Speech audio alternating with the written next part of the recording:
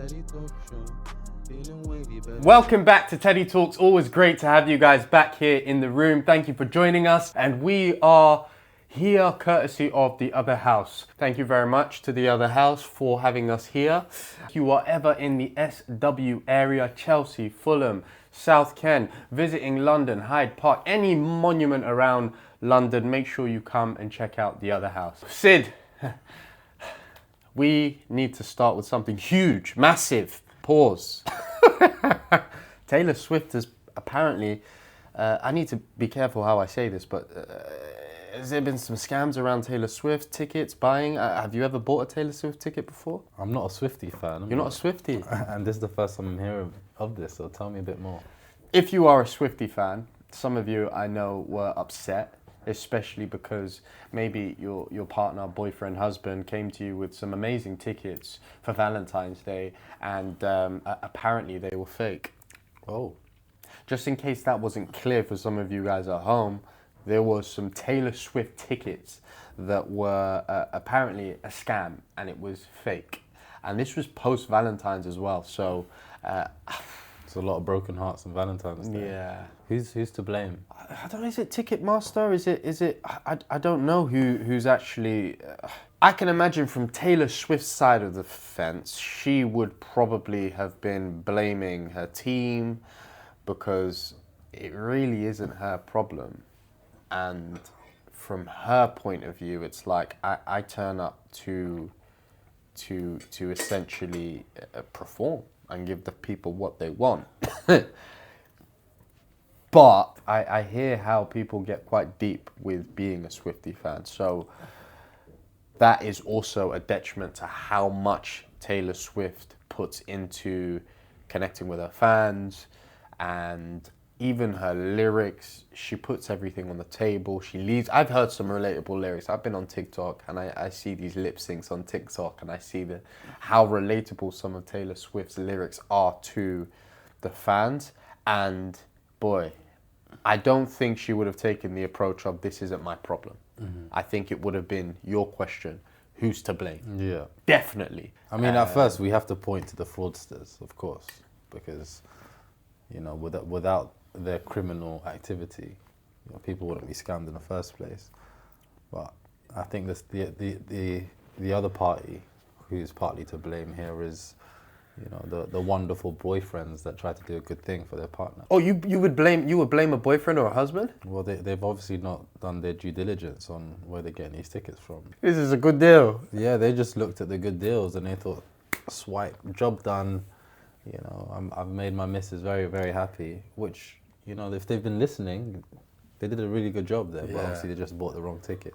But to be honest, it could have happened to any of us. Yeah. You know, these days, a lot of these tickets, they're high in demand. I can imagine that the Taylor Swift tickets sold out just like that, and then it's the resale. Suddenly, there's like hundreds of tickets available on some sort of Google link. Yeah, and then they get caught out on the resale, you know. Yeah. So you don't know who you're buying it from, and maybe they've duplicated the tickets. I've heard horror stories to do with festivals where individuals have gone out and bought a resale ticket, and that ticket has still been used by the original owner to actually go to the festival. So it happens all the time. You know, I'm very sorry for all of you that went through that, and to all the broken-hearted Swifties. But don't worry, you'll live to fight another day, and I'm sure there'll be another Taylor Swift performance for you all out there. Yeah, sorry to the partners for sure. But here's a question, which is kind of leading to what you were kind of asking. If you're the partner and you're thinking, damn, you've blew our savings on a romantic moment for Valentine's, the one day of the year, which I personally don't agree with that a little bit. I don't think that romantic moments should be confined to just Valentine's Day. Mm-hmm. If you are on the partner side of the fence and you're thinking, damn, you've blown our savings on this moment which turned out to be fake, is that reckless, or is that just let's just move on and, you know, it is what it is, shit happens? Well, the thing is, everything makes sense when you're looking back on it. It's very easy to point the finger and say, hey, why did you blow our savings on a scam? But, you know, if it turned out the other way, shit. and actually you were both there, you were both celebrating Valentine's Day together, and you had all your nice moments at the Taylor Swift concert, then would this conversation still be a conversation? The savings has provided us with meaning. Yes, and it's an experience, And it's a memory. It's a memory, it's an experience. So actually, let's not dwell on, you know, spilled milk. And actually, this could happen to anyone. It's not fair. So your girlfriend comes through with J. Cole tickets that were fake. You were gassed, you're excited, you've got changed, you're smelling good, you're smelling fresh, looking good. You get to the O2 Arena. The guy says, this is fake. You say, don't worry, babe. It was romantic. Yeah, it's the thought that counts. You know, I that rate old that. saying. That old saying. I rate that. It's the I thought rate that counts. I rate that. You did your thing. You And did we your go thing. around the corner, we just have dinner, we move on. Hopefully when J. Cole comes back, we enjoy next time. We enjoy next time. We go again. But next time, let me know when you're booking it so I can double check. Yeah, let me check. Let me do my FBI. Let me do my... Has there ever, and comment below for yourselves, I'm about to ask Sid a question. Have you ever had a Valentine's moment that has gone wrong? Valentine's moment has gone wrong. Either from your side of the fence, you're trying to do something, or she's tried to do something and it's gone wrong. Unfortunately, poor Sydney hasn't had many Valentine's moments. You haven't had the offering. I haven't had many Valentine's God, moments. please. But, you know, At some point. I'll be blessed. One day I'll be blessed with many. With But- many. From the same person. From that.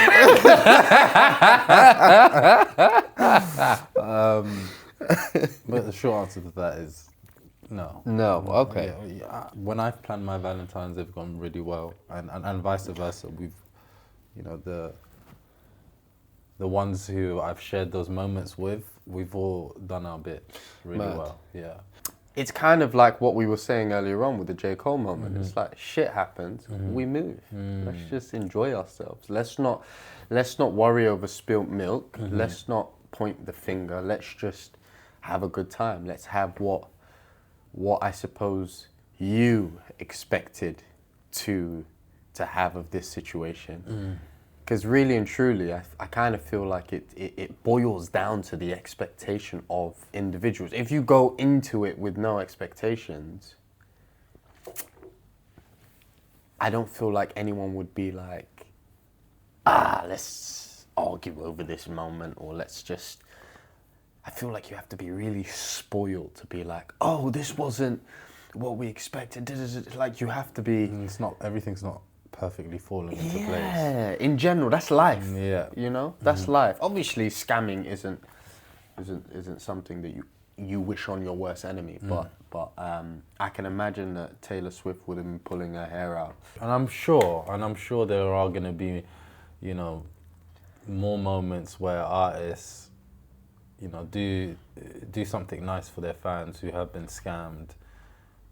You know, we're seeing beautiful moments right now from J. Cole's rollout, where he's going out and handing CDs of the fallout, you know, on a hand-to-hand, one-to-one basis with a lot of the fans in Fayetteville. Now he's doing all these city tours. And Oh, Sid. On that note, we have to talk about the album, my bro. of course, The fallout has now been released. the fall off. The fallout. I'm on the Prime series. Yeah. The fall off has now been released, and what you're talking about is almost like, would you call that J. Cole's marketing of the album and everything he's been doing? Because that as much as I'll let you divulge into the story of the release of the fall off. Because It's a big honor. yeah, because because no, because you kind of gave me the flavor and the overview of like the 10-year history and what his goals was. So yeah, take the floor, my broski. Well, look, I'm not J. Cole's spokesperson. I'm just a fan like everyone else. But yeah, what I've observed is that he's had a brilliant rollout strategy. He hasn't been doing what every other typical artist does, which is You know, you jump on multiple podcasts. You know, you go to many different events. You take nice pictures of everyone. You Jump on stream as well. Some people have been jumping on streams. Some artists jump on streams, and you're like, you know what? I'm outside because I'm promoting my album. But he's gone back to the roots, and you know, the roots of underground hip hop, underground rap, is when you actually go and meet your customer face to face. You go hand out that CD. You look at them in the whites of their eyes and you say, look, I want you to listen to this and I want you to tell me what you think. And actually, I'm here now to hear your feedback about me as an artist, as me as an individual. You ask me all these questions on life. And he's capturing all of these moments and he's putting it on YouTube.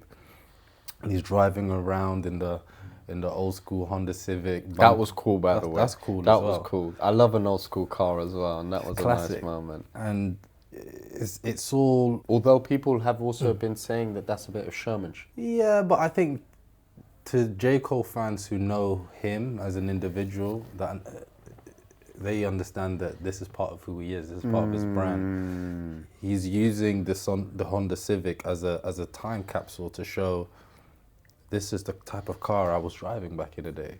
And not only was this the type of car that I was driving back in the day, I'm actually one of you guys. It's part of his nostalgia. Yeah, it's part of the nostalgia. Yeah. Everyone else will feel that nostalgia as Yeah. well. We've all had our first cars. Mm-hmm. You know, I remember driving around in a Fiat Punto, and I remember bumping Nice sky blue Fiat Punto.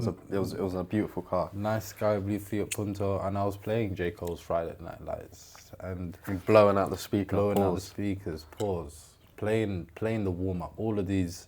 So he is drawing on nostalgia and also the beat selection that he sampled a lot of hip hop beats that means a lot to the culture, and there's a lot of things that he's done over this double disc album, which is, you know, we can spend a full hour just dissecting it. But Giving it flowers. what has been the standout moments for you?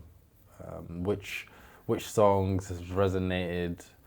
Do you feel like you keep coming back to? And I feel like this is it's one of those albums that on the third or fourth listen, there's other songs that start to grow into you. Yeah. You start to gravitate You to resonate a lot more. more. You repeat. If I'm honest with you, I mean, we listened to it on the way here, just enjoying the vibes, and I think Poor Thangs. That one I really have probably rinsed the most out of all the tunes. I listen to it in the gym. I listen to it in terms of amping me up. I listen to it just more than I even thought. But what I will say about the album, and this is credit to J. Cole really, is that I rarely listen to albums through and through. I rarely will listen to a song track for track and then I'm like, okay, now I know I only like, for example, Poor Things. I'm only going to rinse Poor Things. I might only listen to 2-6. 2-6 is another one. Mm-hmm. That one is a banger. Oh, that was a banger, for sure. With J. Cole's one, I can really listen track for track because, as you said, the beat selection, the vibes, everything has got more than what I feel like a lot of tunes have, in so much as some tunes are just noisy. I'm just like, I can't. I need to be in the mood for this. But with J. Cole, it kind of feels like my feelings is just going from like, I can go from high to let's just go zen. Let's just meditate right now. It was matching the storytelling. Yeah, and I wouldn't want to single out one tune because it will do the whole tune. I've already singled out one tune or two. It will kind of do the album a disservice. Honestly speaking, it's one that you can just, for me anyway, I can just vibe through and through. What about you? Have you got standouts or have you? Have I got standouts? I mean, I like the whole body of work. The whole body of work is... It's a number one as well, as we speak. It's a number one as we speak. Bro. Number one in the charts. Toast to that. Cheers to Cole. he didn't fall off. He did not fall off. He didn't fall off. He did the same thing cleverly with that Might Delete Later as well. That's what I also like He about sticks J. his Cole. identity, doesn't The he? identity and also what he's got in his mind, he really is able to project to the world. Mm-hmm. And it's kind of like I don't give a fuck whether or not you resonate or you don't. Like the Civic moment, when he's in the car. Many people would be thinking, come on, we know you could either be In the Urus. in a Urus or a Rolls. You can be in you're one of the most proclaimed musicians of this generation. You can be in whatever car, boat, helicopter, whatever you want to be rolling in, but you've chosen something that resonates with you, and it doesn't matter what the world thinks. If you resonate, you resonate. If you don't, is what it is. I'm vibing. It's a good lesson in authenticity. Yeah. How to stay true to who you are, how to follow through on not just what you say, on what you do. You know, and I think this links quite nicely into his version, his view on the beef, this rap war, the big three. I'm not sure if everyone's got round to that part of the album. There's a song called What If? And there's another song another song called Will I Love Her Again? Or is it called I Love Her Again? I love her again. I Love Her Again. And I Love Her Again is a metaphor. Her is the game, the rap game. And in this metaphor, he talks about how, you know, two of his boys who are competing for the same woman, and the woman is also telling him the same thing. You know, you're the best, and you're the best, you're the best. and again, it's also paying homage to another hip hop cultural moment, which is Common did a song talking about rap in this very similar way. So he picks up the metaphor from where Common left off, and then he continues running it, but obviously from his worldview, which I found very interesting, because a lot of people wanted to hear from him, well, yeah, I know you've given us Port Antonio, but what's your post-diagnosis of everything that's happened? So that was a good way of well, whether or not this song was created for that moment or whether it was created ages ago, that's another story that maybe J. Cole will tell us. But then the What If song, where he was rapping from Tupac and when he's rapping from Biggie's perspective. Ooh, creative, by the way. Very Come on. creative. Could have been easy. No shade on Drake, because, bro, I love Drake. He easily could have done an AI. This was just well thought out. I don't want my voice to be lost. It's my voice. And again, the idea that what you've just said, he's brought through the old school vibes with Tupac and Biggie, and we could see that so clearly in his intentions. That's one thing about creatives. I really respect when a creator is able to have a vision, believe in that vision, but also be able to articulate that well enough so the audience and your community and the people around you can sort of understand what you're trying to do. And that is it's powerful. Very powerful. We have to give him his flowers for that. And we also have to give him his flowers for, all right, you said the rap world, or the world of hip hop. You said to me that I'm not good enough to be number one because I'm not throwing hands with my peers, with my brothers, not just my peers, my brothers. And I'm gonna show you why I think I'm number one. I'm gonna give you pure rapping ability. And this album is just gonna be for me and my fans. So people on the outside who don't rate J. Cole, it doesn't matter. Because in his mind and in his fans' view and in the world's view who he would have touched, he would have gained new fans in this process. You know, there'll be a lot of people now who may not have listened to J. Cole since the warm-up, since the come-up, since Friday Night Lights. They might not have even been alive, my bro. They might not have been alive. But now, you know, they'll be going through his back catalogue to understand, all right, wait, let me actually understand this human being. And actually, if I've been listening to this man since day dot. This guy's actually got a really, really high rapping ability. And actually, technically, on this album, he was rapping to a very, very high standard. There's not many rappers at all that could rap on the same level. No. You have to give him his flowers on that one. We really do. And I, do you know what I want to do? I want to shout him out, bro. Jermaine! That was good. The beauty of this is, obviously, we're only in the beginning of the year. There's so much more to come. You know, we see Don Toliver, who's probably, do you know what's mad, right? We both share the same barber. Our barber obviously doesn't like Don Toliver. For the life of me, I don't know why. I don't know. Because he does have good music taste. But, bro, even Don Toliver's album, Cold. Cold. Octane. He hasn't missed. He hasn't missed, but I sort of still feel like he's a bit underrated. I don't think he gets the flowers that he deserves, but he's one of the artists that I believe that this will also be his year. And the UK chart scene right now, the UK music, I feel like 2026 for music is gonna be a really, really good year, because it has started off.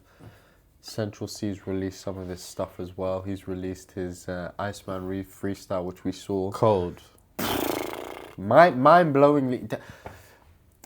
I don't think Central C's underrated, but I think there's like the water is bubbling. It's like Drake. Yeah. If you understand him, you understand what cloth he's cut from. If you're a hater, you'll say things like the guy has no substance. He sounds the same. He sounds the same. Oh. But if you're a good objective listener of music, you'll understand this guy destroys pockets. Like when he finds his pockets on a beat, yeah. I don't think you can stop him. You know, he's cooking it. He's cooking it, and he's got bars. If you're listening, he's got bars. He talks. He's talking.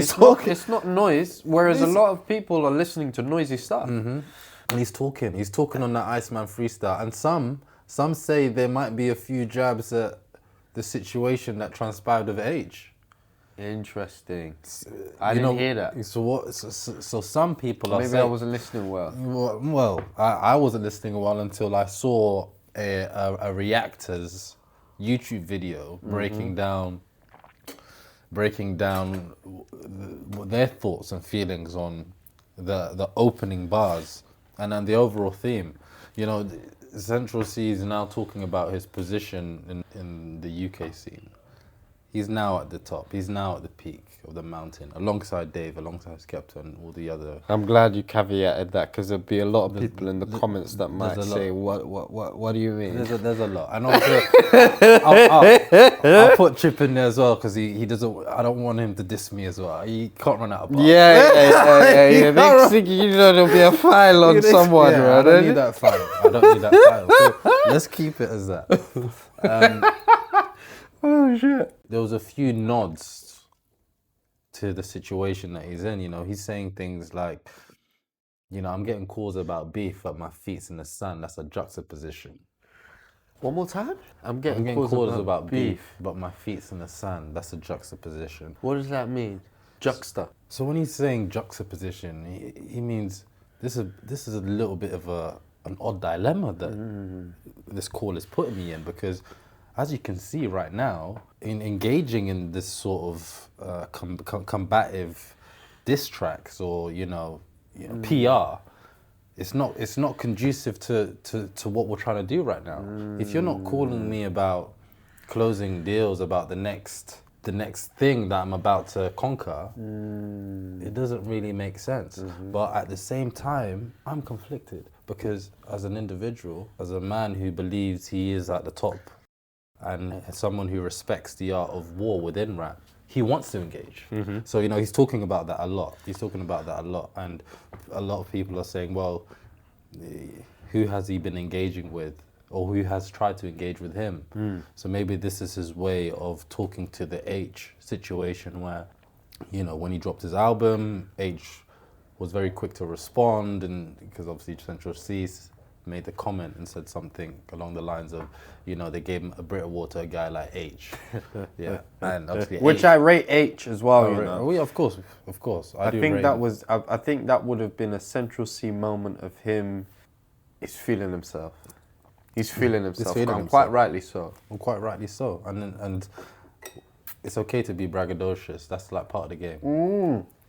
And I'll be honest, I don't think Central C would be the same without having that I know I'm the shit kind of vibe. You need to have You that. have to have that kind of confidence. You need the ego. And I respect it. Yes. I respect it. Because that's why I think H responded so quickly. 100%. Yeah, 100%. And also, he has his ego as well. So it's like, you know what? I'm not going to let you talk like that. Uh-huh. And We need to that's be what- careful how we're speaking about each Yes, yes. Man, how you speaking to me? other. Yeah. So that nuance to the Iceman freestyle is great, and also the fact that he jumped on that tune with Jay Huss. Boy, Slaughter. that one there, you see Jay Huss for me, yeah?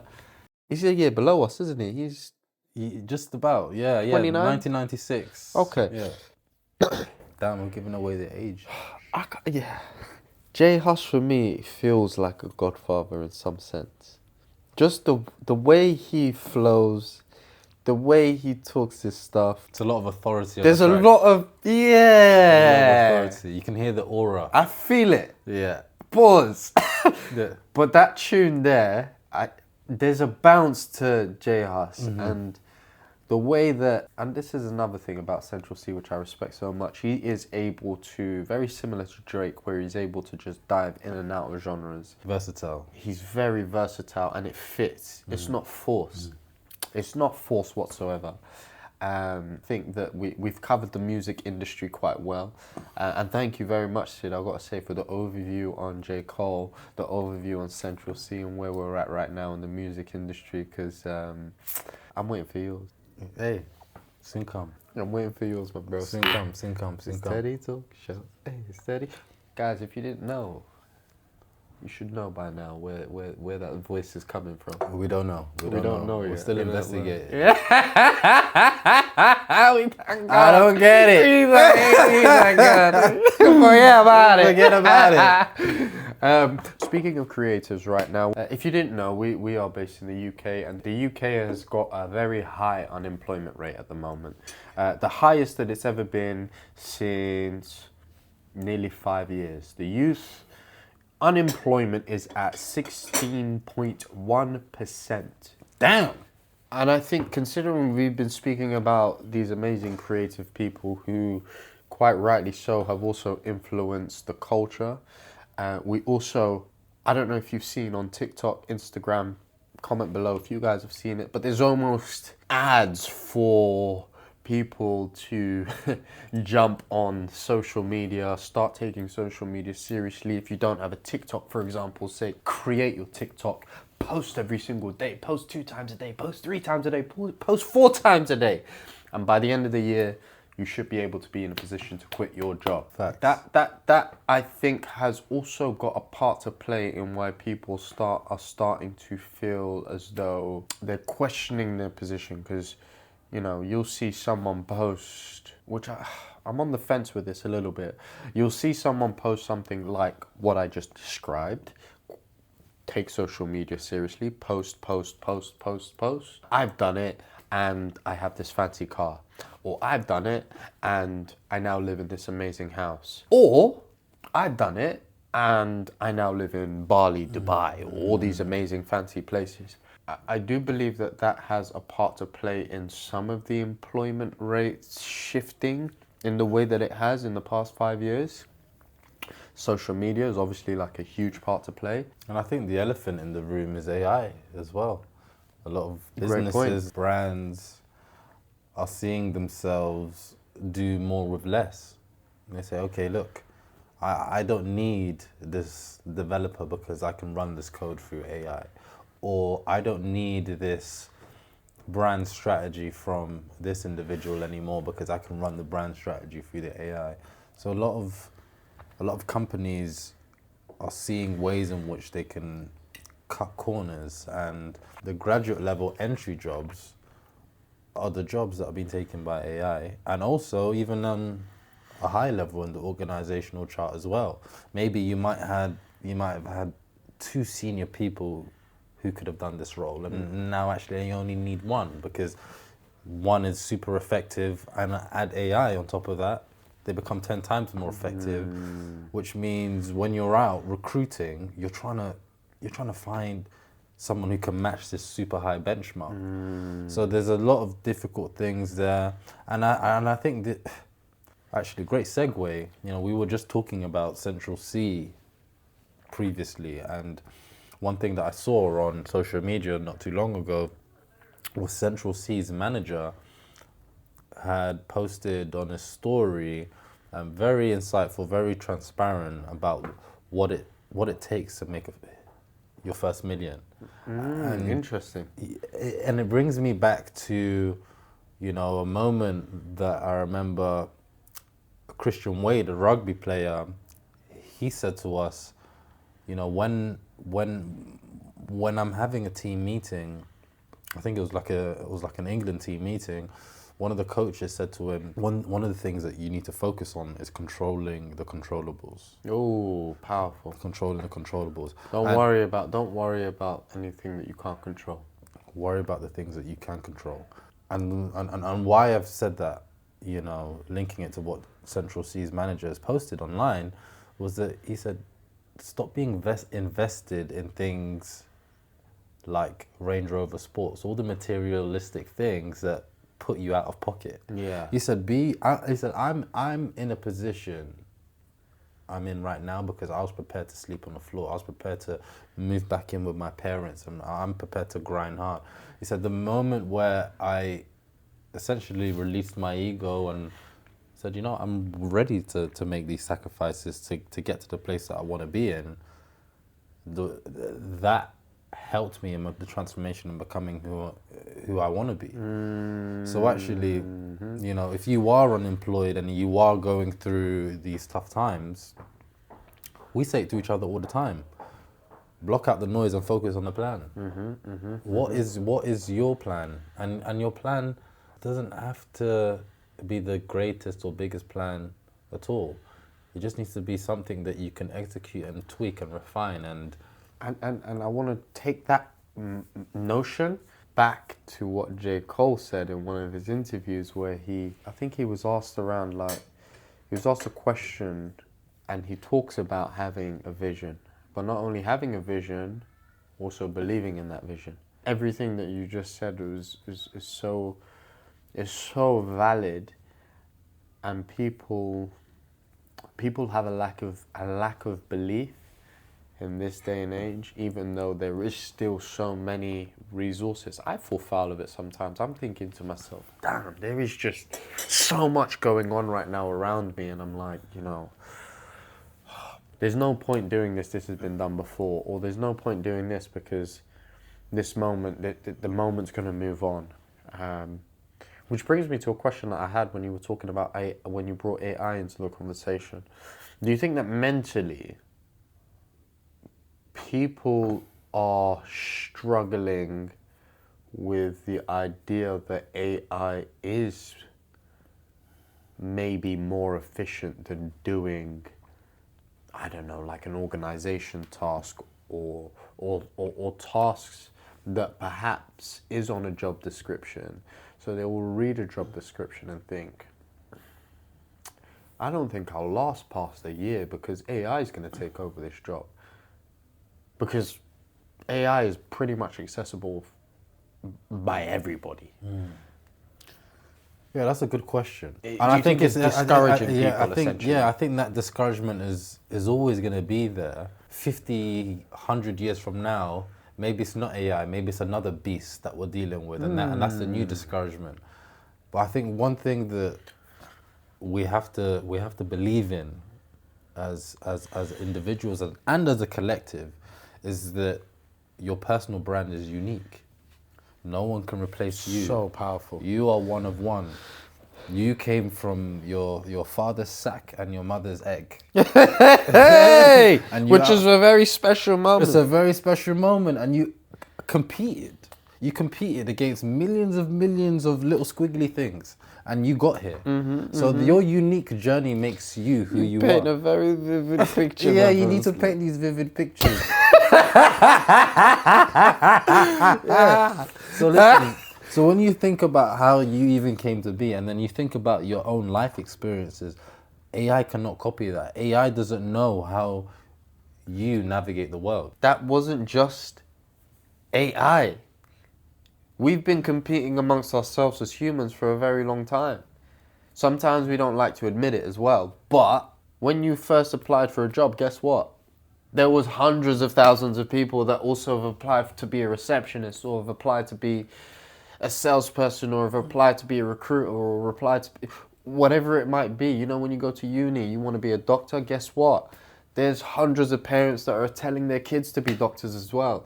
So AI is just another thing that is obviously coming into the fold that I want to be very careful in saying that it's there to to put pressure on us and improve us and blah blah blah.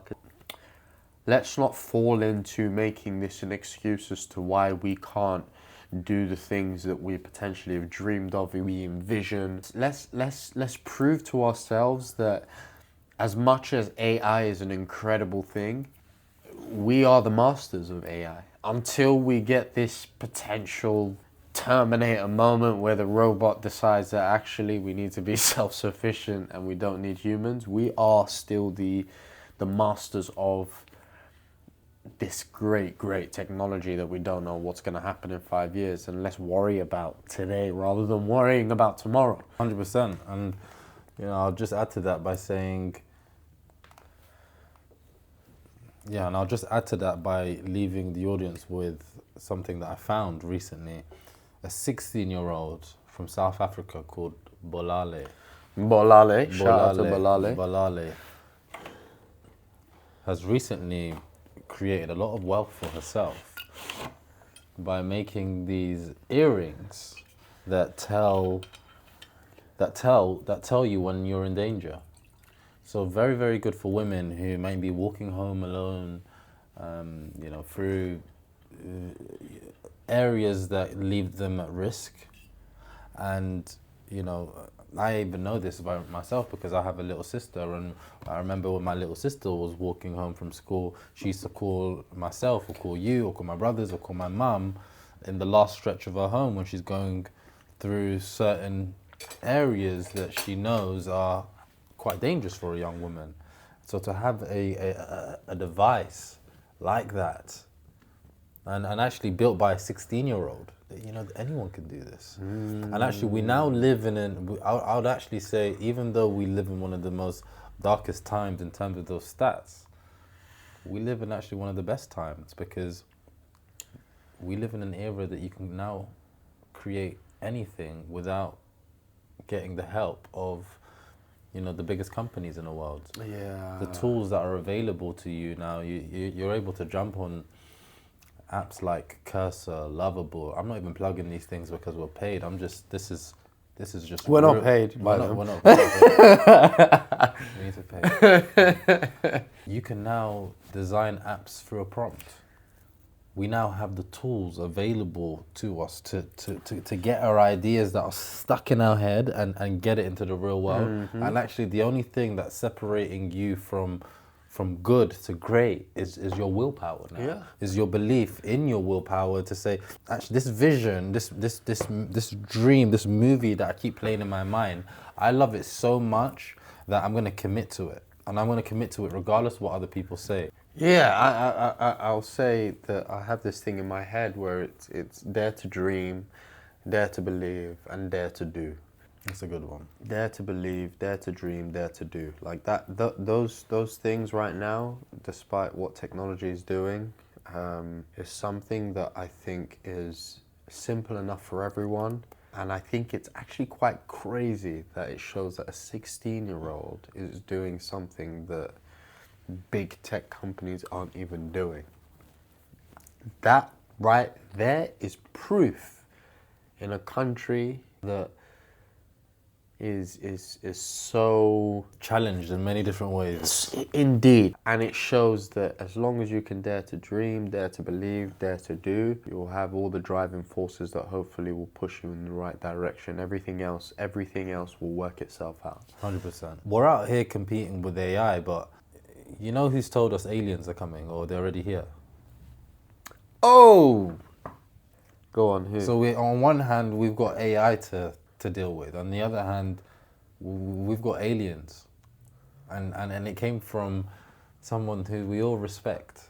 Well, it depends which party you support and which Political party. which political party you love or hate. The ex-president, Barack Obama, was on a podcast recently, and he was asked the question, "Are aliens real?" And he said they are. That's Well, they're wild. not in Area 51. Well, I don't know if they're in Area 51 because maybe they're doing such a great job of hiding it from me. Well, as a conspiracy theorist, I think correct. Do you know what's wild? One of the great, amazing partnerships that I have, right? We're in a very serious, business-orientated dinner. We met for the first time, and I don't know what was in my head at the time, but I just looked at her and I said, "Sorry, this is off topic. However, I have to ask you this question." I said, "What do you think of aliens? Did you see what's going on right now?" Like, I think as much as Obama has pretty much co-signed that aliens are real, I fancy us a bit of conspiracy theorists. And I did he say he hasn't seen it himself in the flesh? I'm still, interview. my mind is still on the fact that you brought it up during a business meeting. Bro, I'm thinking, and guess what? 2 years, a year later, we are the best of partners, to be honest. We are the best of partners, and I just think it's because you talked about aliens? maybe it's that. For those who are unemployed, don't do that in your next interview. Do not do that in your next interview. Yeah, don't use that as a This takes years of mastery. Yeah, don't do that. Please don't do that. Yeah, that isn't advice. That was me being real, and I often have an itch that needs to be scratched. But actually, if you believe in aliens and you think your employee should know, okay. Get them to believe more than you believe. More than you believe. More than you More believe. than you believe. But the fact that Obama is we have to address this as an ex-president. He's gone on air to say that aliens are real. There's always been a long-standing history of people wondering if there is some sort of extraterrestrial thing out there. And I almost think, as much as we are religious, we believe in God, it's so hard not to think that there is something extraterrestrial beyond Earth, beyond the life of Earth. I used to say God didn't create them as well. That's exactly the train I was gonna go on. What that is, it's beyond us. The life in itself, and the beauty of life is something that is very, very difficult to explain beyond science, beyond scriptures, beyond whatever your belief system is. So why is it that the whole idea of aliens is also something that is just as far-fetched? I think because the human race, as a collective consciousness, has used religion as a foundation for a lot of the beliefs, and a lot of these beliefs also translate into law. You know, Law of what? law of court. A lot of these beliefs have translated into everything that we do in life. So can you imagine if a new being comes into this world and destroys what our view of reality is? You know, you're gonna have some kids who are then asking their parents, well, why am I going to this Catholic school when you know, in the Bible they haven't mentioned anything about aliens, and they've only talked about, you know, there's a lot of questions, and there's a lot of people who may have been so closed-minded and so fixed on the idea that we are the only beings in a universe that spans millions of miles. Yeah. Can you imagine being on a motorway and then just driving on the motorway and there's no one else on the motorway? Yeah. To believe that on this motorway there isn't any other towns or no other cities or no other villages that you can just stop Veer by off. and veer off. Can you Yeah, imagine? And you know what's even more crazy? Some people believe that we are actually in the center of the universe.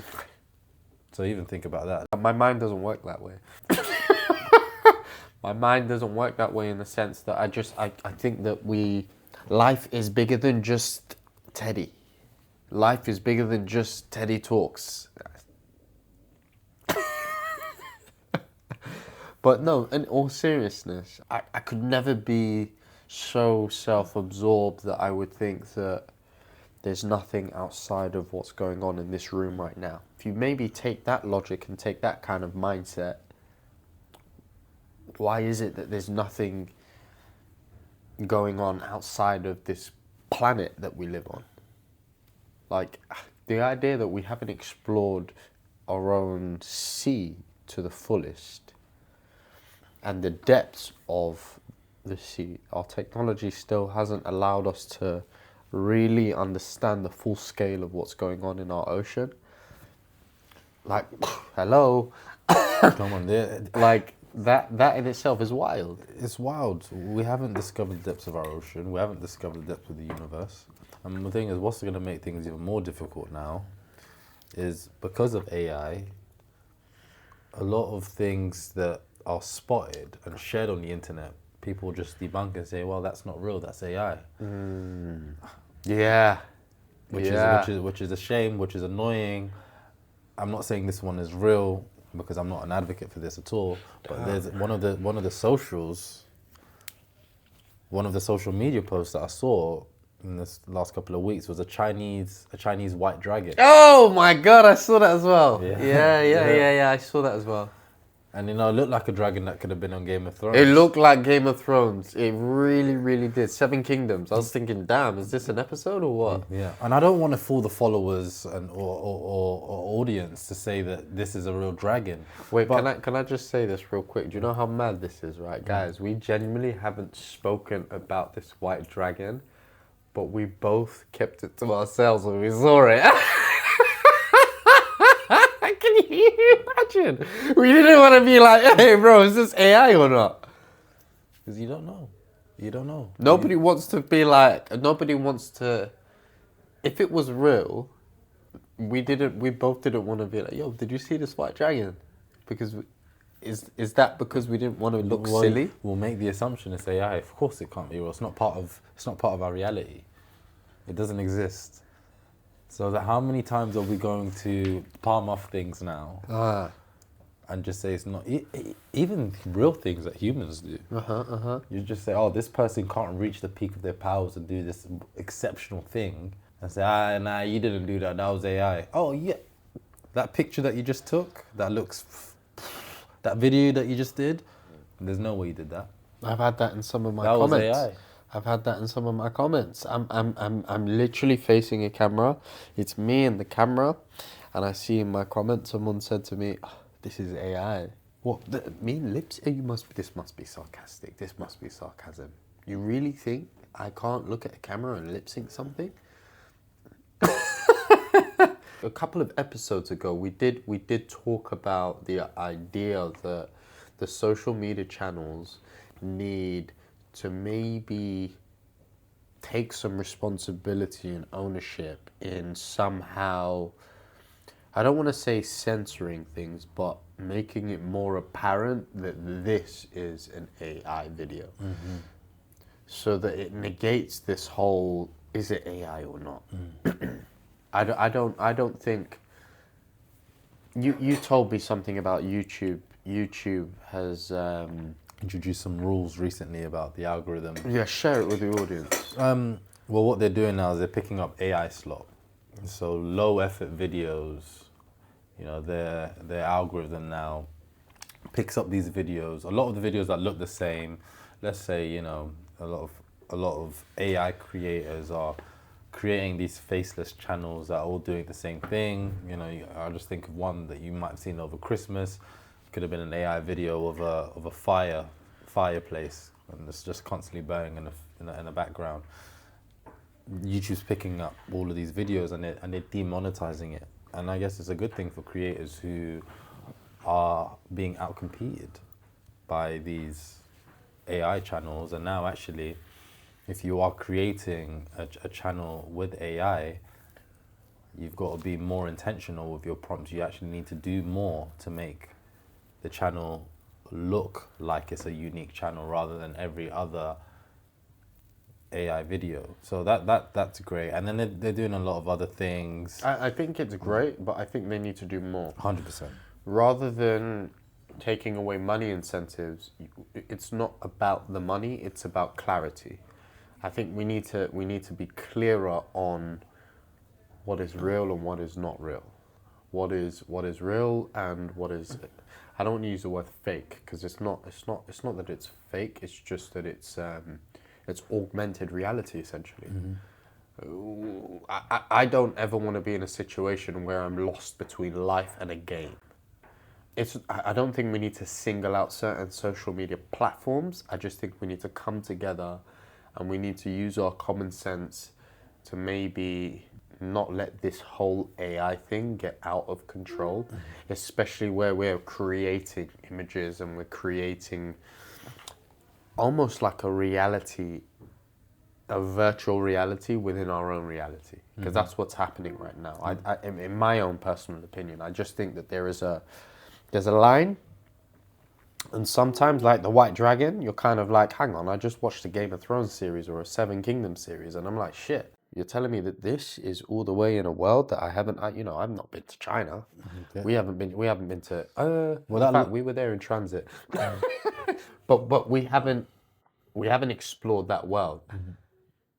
Imagine if someone said that the Loch Ness Monster is real. We just saw it yesterday. Here you go. Here's a video. Could be AI, might not be AI. We need someone to be like, actually, this is AI. The AI police. Yeah, new job. New job. New job.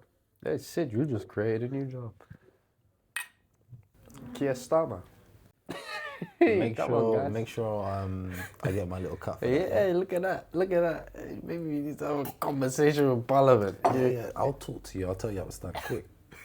That Anyway. makes sense, though. That makes sense. And on that note, yes. Let us know your point of view. Let us know what you maybe think that the social media platforms or the governing bodies could potentially do better to hopefully give you a better understanding on what you are seeing, whatever platform that you love. Thank you so much for joining us on Teddy Talks. It's always great to have you here. And please, as always, Sid, guess what? Don't forget to like, subscribe, and share this with your friends. Yes. Like, subscribe, share this with your friends, and we will see you again next week. Thank you very much for joining us. Steady talk show. Feeling wavy, better save this for the caption. Steady talk show. Steady talk show. Conversating, make a statement, take an action. Steady.